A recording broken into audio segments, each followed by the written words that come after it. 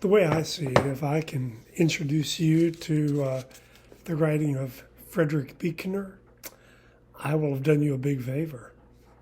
I've been reading his books for nearly 40 years now, and I've never been disappointed.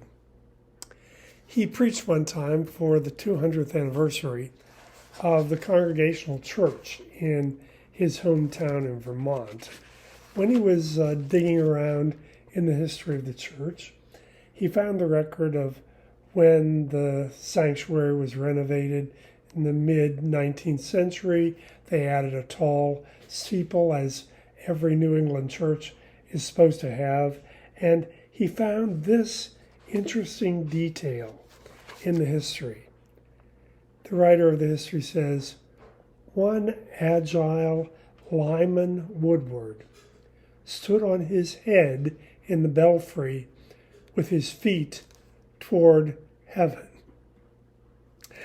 Buechner said that's the only thing he ever found out about old Lyman Woodward, that he climbed up in the new belfry, did a handstand with his feet pointed toward heaven. But Buechner, as he often does, sees more than just a clever story. He sees a picture there of our discipleship. He says, let's face it, it's always just a little bit strange and risky. Jesus has a way of turning everything upside down. Just read the Beatitudes. All the things we think are so successful and wonderful end up being the things Jesus turns upside down and sets a whole new vision of values for us. And so Buechner concludes his words about the belfry by saying, let us never forget Lyman Woodward, either silhouetted up there against the blue Rupert sky. Let us join him in the belfry with our feet toward heaven like his, because heaven is where we are heading. That's our faith. And what better image of faith could there be? It's a little crazy. It's a little risky.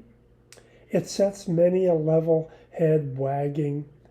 And it is also our richest treasure and the source of our deepest joy and highest hope.